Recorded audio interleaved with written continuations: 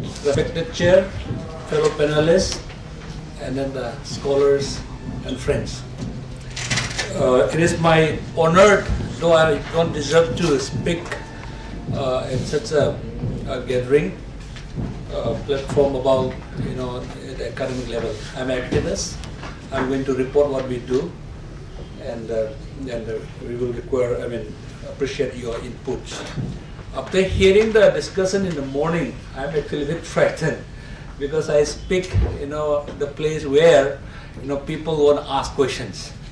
But in the morning, I saw people asking questions. I'm frightened.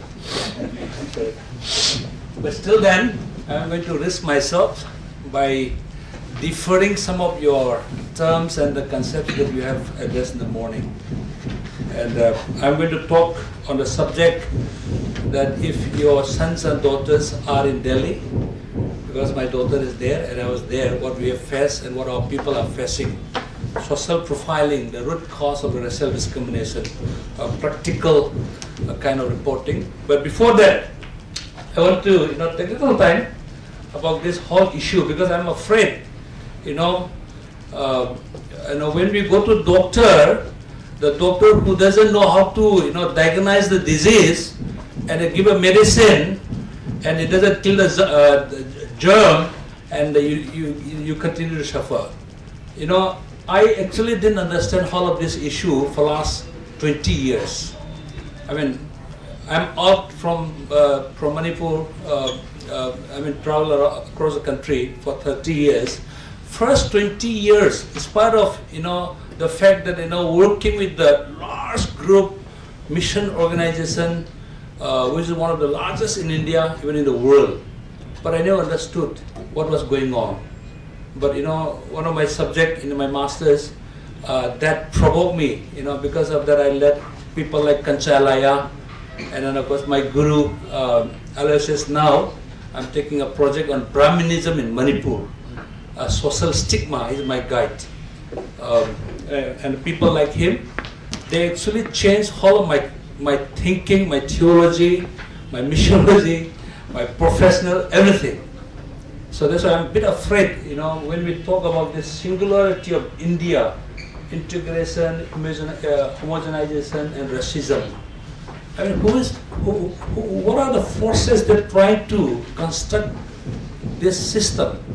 I mean, generally we say Hinduism, or generally we say Indian state, but I don't think it is not an Indian state as a whole, but it's a certain sections of the society. So it's very important that we identify who are those people and diagnose properly, accurately, and give the prescription of medicine accordingly. Otherwise, generally, it will be very interesting. Now, I'm going to differ slightly about the racism. Okay, I think in UN, Durban 2002, they have defined this. I mean, in the morning also we said some of the scholars from India shamelessly has said that this is different from the casteism. But they said they said casteism is racism. Casteism equal to racism plus, which means worse than racism. So now I think in order to understand the whole sociological issue, challenges that we are facing here in India, and as a part of it, the Nordic people are facing here in Delhi, there in Delhi, and even here in the region. I think if we try to, just say the main issue is a racism, and without understanding the casteism, I think we will miss whole issue, because racism cannot be understood fully without understanding casteism, and the casteism cannot be fully understood without understanding what is a Brahminism. And even the Brahminism could not be fully understood if you have not touched or read or heard a book called Modhu Chandra. And I asked many people, have you ever heard about this particular book? Some people say yes, but I asked them, have you read this book? They said no. So without understanding the this very particular sacred book, which is kept and reserved only for the Brahmins, a handbook without reading this book, I don't think we can understand. Do you know this book? You know, we have this book in Manipuri also. How many have seen that book? Interestingly, it is not translated correctly. And I'm happy that all this Brahminical ideology, which the whole Brahminism, you know, which influence whole society, doesn't get into the minds of society of people here. Though we are affected. I mean, I have that book. It's a very, very interesting book. It's written in Sanskrit, and then the explanation of the terms done by the Maitis or Brahmins who hardly understand the Sanskrit. So that's why actual meaning of that Manu Samriti is not properly translated into Manipuri. So that's why in the morning we said shamelessly, you know, racism was said that is different from the casteism. But let me also say, it will be shameless on our behalf if we try to neglect casteism and try to talk on racism, because racism cannot be fully understood without understanding casteism and Brahminism and Manu Samriti. Then now, again, you know, many people, including my friends, they said the issue now is not a caste. The main issue is a class. So caste is replaced by the class, but there is a huge difference between caste and the class. And I have 63 points, differences written by somebody, send it to my email box, and I keep it. Whenever people want to know what the differences, I forward to them. Huge differences. Now, if we say racism is same like casteism, I will say it's not. Now, you tell me if you know anybody, if a black, I mean, in Western society, in European, Africa, or America, wherever, where apartheid and the racism used to be major issue, main issue there. But have you ever heard when a black touches a white, the white become defiled? When a black enter into their home or their church, the church or the home become defiled? No. But whereas caste, when a low caste, you know, people touch the high caste people, they become defiled. Even the shadow falls upon the upper caste people defile. So that's why it will be very, very wise if we say racism and casteism is the same. When you destroy racism, no religion will die, no nation will die. But when you destroy casteism, Hinduism will die. That is what Mahatma Gandhi is afraid of. So that's why it's a huge difference. So that's why Hinduism, so racism is just a reflection of casteism. But casteism is much bigger, and the whole Indian system is controlled and run by this caste system. And racism is a part of it. Now, before I come to my main point, let me, because my friend has narrated a little bit about the knowledge people and things, so I won't take much time on that one. But now this idea of India, the singularity, you know, somebody said Gandhi as an orthodox Hindu invented the idea of India as an orthodox Hindu. So he wanted to preserve Hinduism, which means casteism, Brahminism, everything. Then the Nehru, as a secular Hindu, explored the very idea of India which Mahatma Gandhi has invented. Then the Ambedkar, as a renounced Hindu, redefined it. So that is the secular or democratic country or the idea whatever we have now. Now this very idea is under attack. So that's why we need to figure out who is actually imposing all these systems. And because of that we are affected and we are suffering. And we need to know this Hindutva fascist. See, word Hindutva and Hinduism is very different.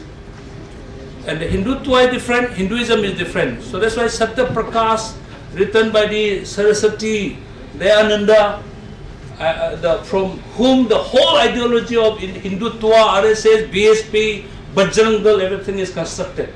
So I think we need to understand that one. So he used some of the terms like Aryavarta, Aryanizations. So making people as an Aryan race, Aryan nation. So those are the concepts. So now these Hindutva forces, they actually try to redefine this very idea of India, which Gandhi invented, Jawaharlal Nehru explored it, and then Ambedkar redefined it with the new concept of idea of India. What it is? What is that? It said India is one nation. I think everybody will accept it. Of course, we may not accept it, but I tell you, this is also changing face. You know, I worked in Nagaland for 9 years, and most of the people says, you know, Indians and we Nagas, we Naga country and the Indian people. But nowadays, you look at the, you know, cameras in the television channels, when all these people are, you know, attacked or discriminated, you know, their interviews are taken. They said, you know, we look different, but we are Indians. Okay, so one nation, almost everybody, all the Indians will accept it. But if they say one religion, okay, nobody will accept it. That is the ideology of these Hindutva forces. This singularity, integrations, and homogenization, all these things. So these are imposition from the Brahminical or Hindutva forces. One religion, nobody will accept it. One culture. I mean, India has a multi-dimensional culture, so nobody will accept one culture. And the one civil code. I mean, I follow people who talks about all those things. So sometimes frightening. Once, you know, they attempt to bring one, you know, civil code, one unified civil code for whole country. You know, when Meiteis, you know, get married, we used to, you know, wear this poloi. You know, we won't be allowed to wear that one. We will be imposed to wear sari. And then the Christian marriage or Muslim marriage or any marriage will not be allowed. But they would impose this Sanskrit culture. So therefore, you know, the one nation, everybody will accept it. One religion, nobody will accept it.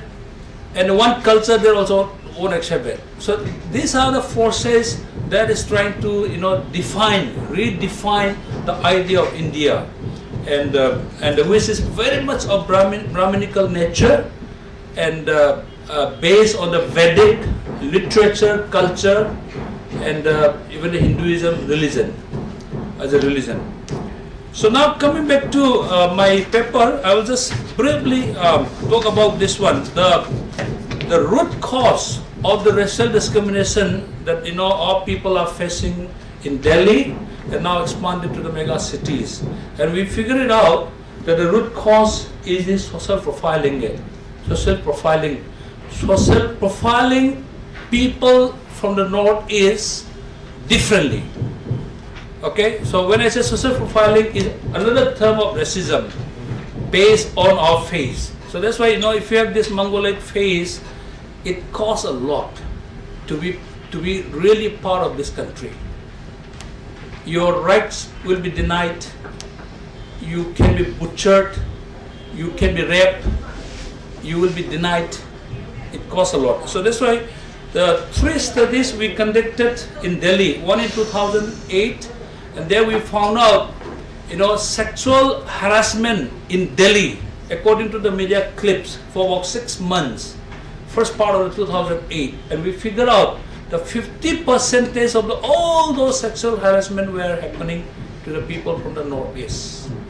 And we have been crying out and saying, let us stop this. If we don't stop this, this will expand to any people. And that is exactly happening in Delhi now.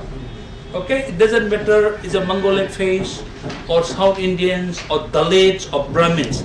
If you're a woman, you will be targeted in Delhi. But it was not so in the beginning.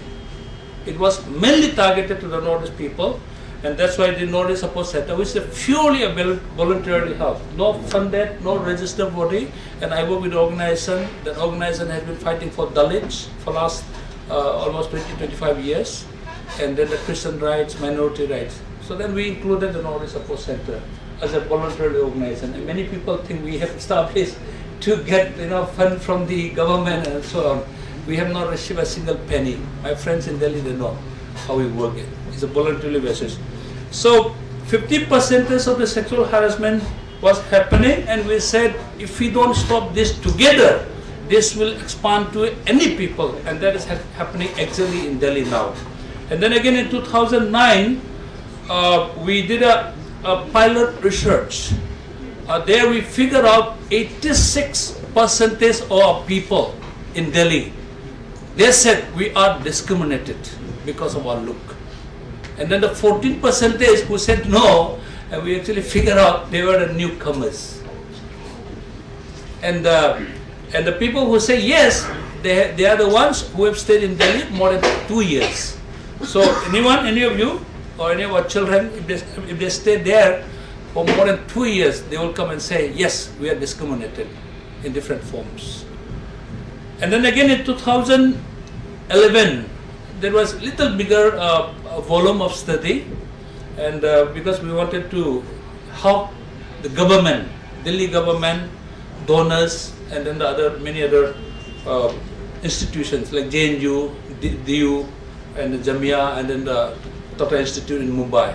So we wanted to have, so that's why we did a little larger study, which we call it Northeast Migration and Challenges in Mega Cities. And findings were terrifying.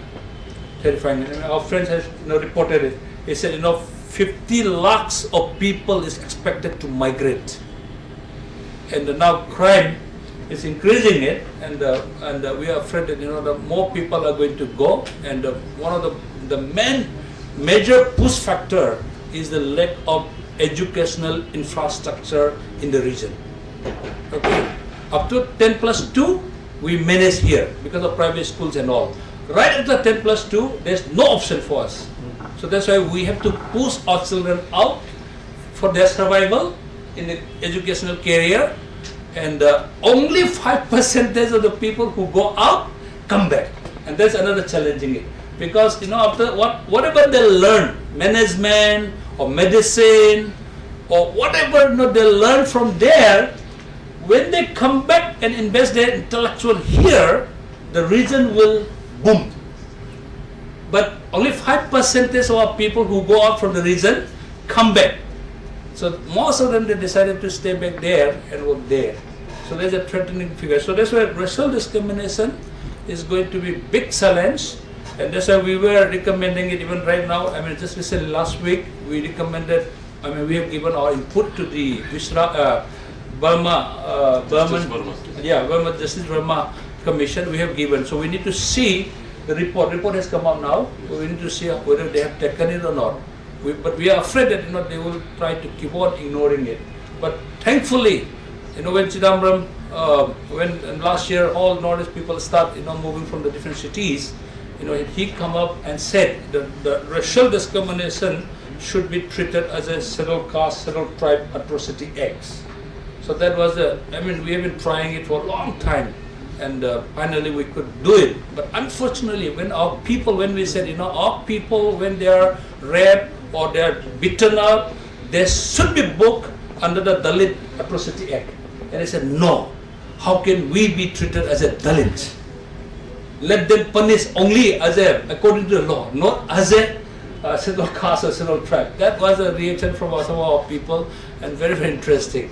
And that's why I'm afraid when I said, when I want to talk about casteism and Dalit, and I am all bombarded in emails, said, you cannot say we are Dalits. But there's nobody called Dalits. There's even Supreme Court says you can't use the term Dalit in any of your document applications. There's no one called Dalits. But by definition, if scheduled castes or scheduled tribes are Dalits, then the scheduled castes and scheduled tribes of the Northeast region, they are Dalits. But not by definition. Thank you.